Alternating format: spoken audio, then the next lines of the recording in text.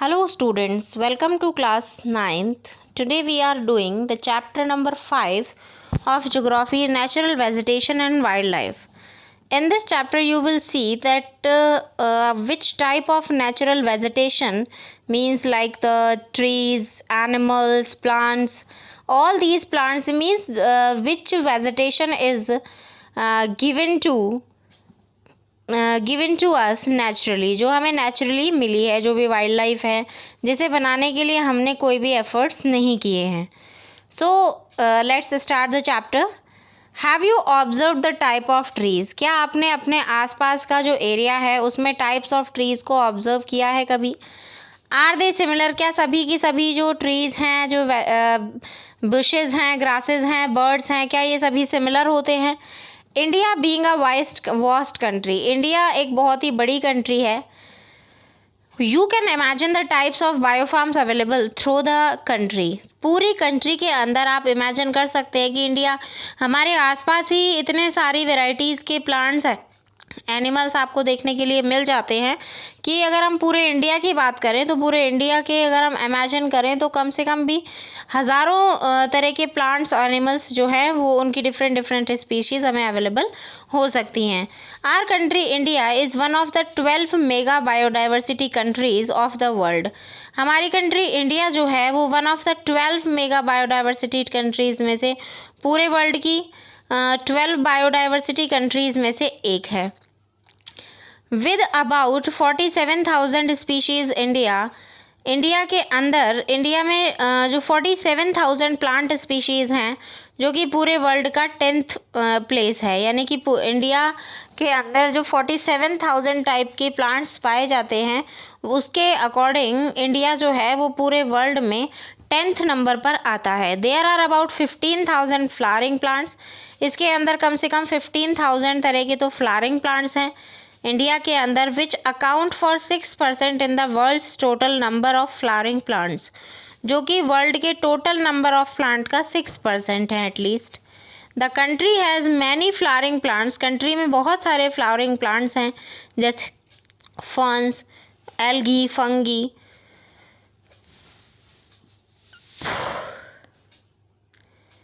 India also has approximately 90,000 species of animal. India में approximately 90,000 species of animals हैं, as well as a rich variety of fishes.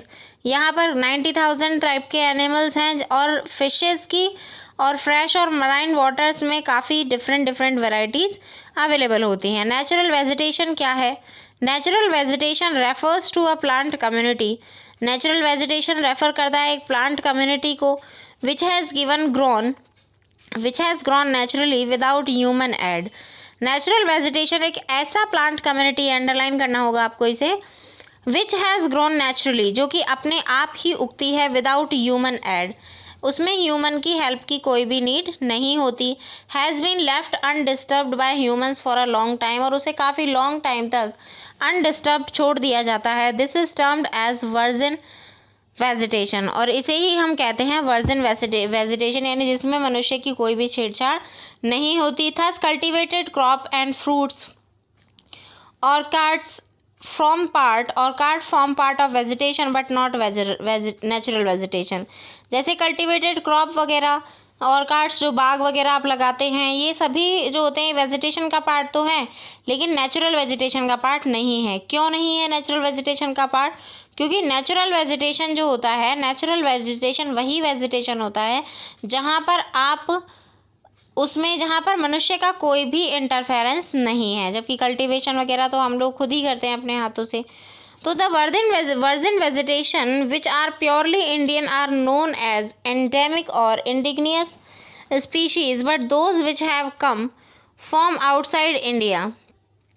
Virgin vegetation जो कि purely Indian है, जिसे endemic और indigenous species के नाम से भी जाना जाता है, बट दोज विच हैव कम, लेकिन वो जो बाहर से आए हैं, इंडिया के बाहर से जो प्लांट्स हमने ऑक्यूपाई किए हैं, इंडिया के बाहर से जो प्लांट्स हम यहाँ लेकर आए हैं, उन प्लांट्स को हम एक्जॉटिक प्लांट्स कहते हैं. एक्जॉटिक का मीन्स होता है जो कि आउटसाइड ऑफ इंडिया से आए हैं. The term flora is used to denote plants of a particular region और पीरियड. टर्म फ्लोरा, फ्लोरा देखिए प्लांट्स के लिए यूज़ किया जाता है. साइंटिफिकली वर्ड्स है ये जो फ्लोरा मीन्स यानी कि प्लांट्स के लिए यूज़ किया जाता है. Similarly the species of animals are refer to as fauna. और एनिमल्स स्पीशीज़ के लिए फौना वर्ड यूज़ किया जाता है. This use diversity in flora and fauna kingdom is due to the following factors. और ये जो बहुत बड़ी डाइवर्सिटीज़ है फ्लोरा एंड फौना की, ये कुछ फैक्टर्स से इन्फ्लुएंस्ड होती है. और वो फैक्टर्स कौन कौन से हैं इनके बारे में हम स्टडी करते हैं. सो फर्स्ट फैक्टर के बारे में हम पहले रिलीफ के बारे में बात करेंगे, जिसमें हम फर्स्ट टॉपिक बात करेंगे लैंड के बारे में. लैंड क्या है? Land affect the natural vegetation directly and indirectly. Land जो है नेचुरल वेजिटेशन को डायरेक्टली और इनडायरेक्टली अफेक्ट करती है. बिकॉज ये तो बिल्कुल जस्ट कॉमन सेंस वाली बात है कि लैंड जैसी होगी उसी के अकॉर्डिंग नेचुरल वेजिटेशन वहाँ पर प्रोड्यूस होगी. Do you expect the same type of vegetation in mountains, plateau, plains और इन ड्राई और वेट रीजन? क्योंकि ड्राई और वेट रीजन के अंदर सेम टाइप की, तो कहीं पर भी जो ड्राई और वेट रीजन्स होते हैं हर जगह पर जो हम ये कह सकते हैं कि सभी जगहों पर जो भी नेचुरल वेजिटेशन है वो डिफरेंट टाइप की मिलती है. The nature of land influence the type of vegetation. Land का जो नेचर है यानी लैंड जिस टाइप की होगी उसी टाइप की वेजिटेशन पाई जाती है. The fertile level is generally devoted to agriculture. Fertile land जो है, फर्टाइल लेवल यानी कि लैंड जितनी फर्टाइल मीन्स जितनी उपजाऊ होगी वो उतनी ही एग्रीकल्चर के लिए डिवोटेड होगी. यानी जहाँ पर जितनी ज़्यादा उपजाऊ ज़मीन होती है वहाँ पर उतनी ज़्यादा एग्रीकल्चर या कल्टिवेशन आप कर सकते हैं, फसलें उगा सकते हैं. लेकिन वो नेचुरल वेजिटेशन नहीं है.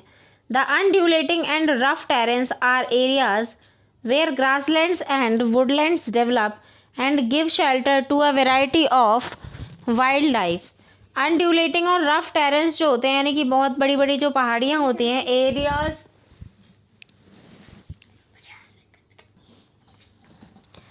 The soil,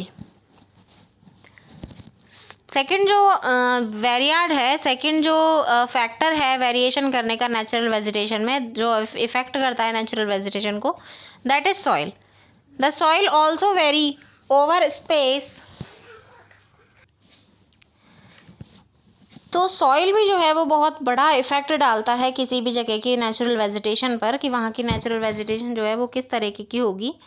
So the soil also over vary space. Soil different variations के plants को लेकर आता है. Different types of soil provide basis for different types of vegetation. different की टाइप की जो soil है वो अलग अलग प्रकार की vegetations को लाती है. The sandy soil of the desert, desert की जो sandy soil है सपोर्ट कैक्टस. जैसे डेजर्ट है, डेजर्ट में ज़्यादातर कैक्टस और थॉर्नी बुशेज उगती हैं. While wet and marshy deltaic soil में, और जहाँ पर पानी बहुत ज़्यादा है डेल्टाइक सॉइल जो है यहाँ पर जो मेनली जो ट्रीज़ उगते हैं, जो वेजिटेशन है वो मैंग्रोव्स और डेल्टाइक वेजिटेशन उगती है. हिल स्लोप्स में ज़्यादातर कॉनिकल ट्रीज़ उगते हैं.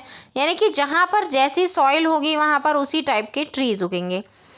नेक्स्ट जो फैक्टर अफेक्ट करता है वो करता है क्लाइमेट. तो लैंड एंड सॉइल आ गया रिलीफ में हमारा. अब हम बात करेंगे क्लाइमेट की. तो क्लाइमेट यानी कि टेम्परेचर. क्लाइमेट के अंदर आता है आपका टेम्परेचर, सनलाइट, ये आपके क्लाइमेट के अंदर आते हैं. तो देखिए टेम्परेचर क्या है. टेम्परेचर मीन्स वहाँ का जो हीट यानी कि वहाँ की जो गर्मी है वो कितनी है. The character and extent of vegetation are mainly determined by temperature along with humidity in the air. Character and extent of vegetation, character और एक्सटेंट ऑफ वेजिटेशन जो है वो मेनली टेम्परेचर पर डिपेंड करता है, और उसके साथ साथ कि एयर में ह्यूमिडिटी जो है उसकी क्वांटिटी कितनी है. प्रेसिपिटेशन एंड सॉइल, और प्रेसिपिटेशन क्या है और सॉइल कैसी है. प्रेसिपिटेशन मीन्स जो रेनफॉल है उसकी जो क्वांटिटी है वो कितनी है. On the slopes of the Himalayas and the hills of the peninsula, Himalayas के स्लोप पर और हिल्स जो पेनिनसुला की हिल्स हैं above the height of 915 metres, 915 metres की हाइट के ऊपर, the fall in the temperature affect the type of vegetation. जो टेम्परेचर का फॉल है वो टाइप्स ऑफ वेजिटेशन को अफेक्ट करता है और उसकी ग्रोथ को भी, and changes it from the tropical to सब ट्रॉपिकल टेम्परेट, और इसे चेंज कर देता है ट्रॉपिकल से सब tropical temperate and alpine vegetation में। तो ये जो टेम्परेचर है ये बहुत ज़्यादा इफ़ेक्ट डालता है किसी भी जगह की वेजिटेशन पर। नेक्स्ट हमारा जो टॉपिक है ये देखिए, हम टेबल के थ्रू हम टेम्परेचर का थोड़ा सा एक जोन्स के अकॉर्डिंग हम देख लेते हैं। ये देखिए वेजिटेशन जोन जो ट्रॉपिकल रीजन्स हैं, यानी कि जहाँ पर 24 डिग्री सेल्सियस से ऊपर टेम्परेचर रहता है और जनवरी में 18 डिग्री सेल्सियस से ऊपर रहता है, तो वहाँ पर कोई भी फ्रॉस्ट नहीं होता। ये होते हैं ट्रॉपिकल वेजिटेशन जोन। ये आपको लर्न भी करने हैं। वहाँ पर किसी भी प्रकार का कोई कोहरा, कोई पाला नहीं पड़ता है।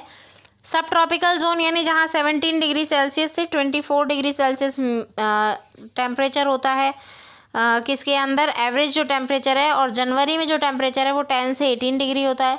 यहाँ पर फ्रॉस्ट बहुत कम कभी कभी पड़ता है। टेम्परेट जोन में फ्रॉस्ट यानी कि स्नो हमेशा पड़ता ही रहता है, और अल्पाइन जहाँ पे माइनस में टेम्परेचर हमेशा रहता है वहाँ पे स्नो ही पड़ता है हमेशा।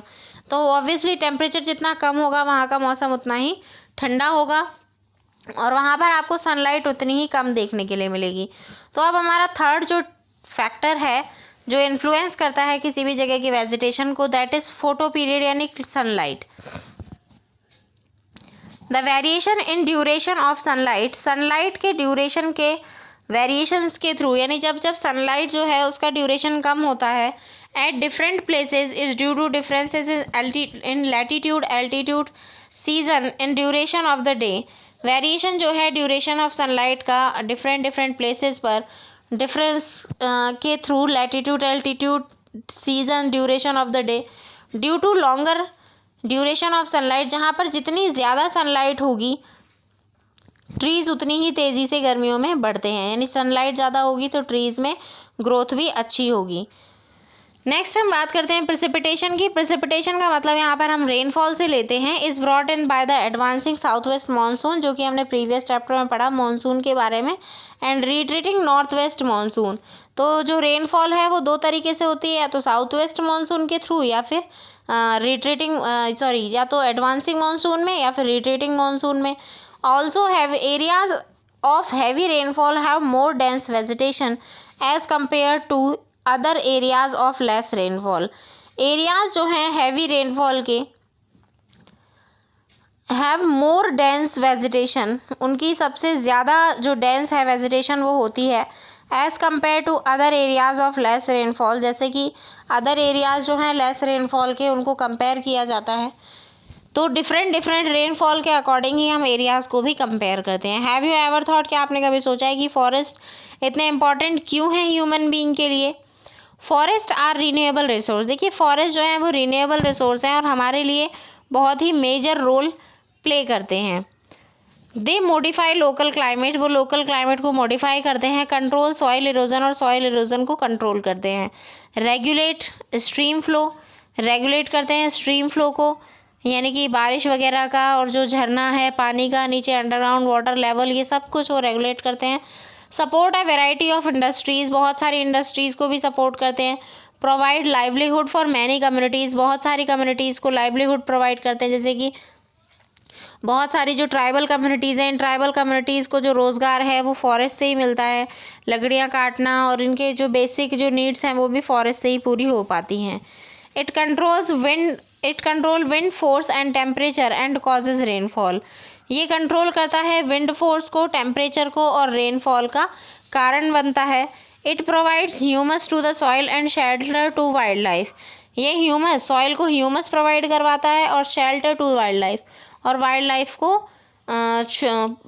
को शेल्टर यानी कि पेड़ जंगली जानवरों के लिए शेड यानी छाया का भी काम करता है। इंडिया की जो नेचुरल वेजिटेशन है उसमें बहुत सारे चेंजेस आ गए हैं कुछ फैक्टर्स के through, and such as growing demand for cultivated land. अब ग्रोइंग डिमांड यानी कि कल्टिवेटेड लैंड की डिमांड जो है वो बहुत ज़्यादा इंक्रीज़ होने लगी है। इंडस्ट्रीज़ का डेवलपमेंट होने लगा है तो भी फॉरेस्ट को काटा जाने लगा है, यानी कि नेचुरल वेजिटेशन अब बहुत कम बची है। लोग अपने फ़ायदे के लिए इन्हें यूज़ करने लगे हैं और ज़मीनों को खाली करने लगे हैं। ओवर ग्रेजिंग होने लगी है पास्चर्स की। The vegetation cover of India in large parts is no more than no more natural in the real sense. Vegetation cover जो है इंडिया का इन लार्ज पार्ट, बड़े बड़े पार्ट्स में, वो बहुत ज़्यादा नेचुरल नहीं है in real sense. Real sense में वेजिटेशन कवर इंडिया का जो सबसे बड़े पार्ट में, वो बहुत ज़्यादा नेचुरल नहीं है रियल सेंस में, except in some inaccessible regions like the Himalayas, the hilly region of central India and the Marusthali, except in some inaccessible region. कुछ जगहों के अलावा, जैसे हिमालय जो रीजन है, वहाँ पर जो भी आपको वेजिटेशन मिलेगी वो सारी वेजिटेशन आपकी नेचुरल वेजिटेशन के रूप में पाई जाती है। या मरुस्थली यानी कि जो भी आपकी वेजिटेशन आपको डेजर्ट एरिया में मिलेगी वो भी नेचुरल ही होती है। Vegetation of most areas has been modified, क्योंकि अब बहुत सारे एरियाज़ की जो वेजिटेशन है उसको मॉडिफाई कर दिया गया है, इसीलिए अब वो नेचुरल वेजिटेशन नहीं रही, और रिप्लेस्ड और degraded by the human occupancy. अब वो ह्यूमन के अकॉर्डिंग ही वो जो वेजिटेशन है वो सर्वाइव करती है। फॉरेस्ट कवर जो है इंडिया में वो 21.05% है, जबकि होना चाहिए एटलीस्ट 33% होना चाहिए, जो कि बहुत ज़्यादा कम है। इसी के लिए हमें बहुत ज़्यादा पेड़ लगाने होंगे। तो हमारा नेक्स्ट टॉपिक है ecosystem, and we will continue this topic in the next video. So thank you, have a nice day. Tomorrow we will study about the ecosystem.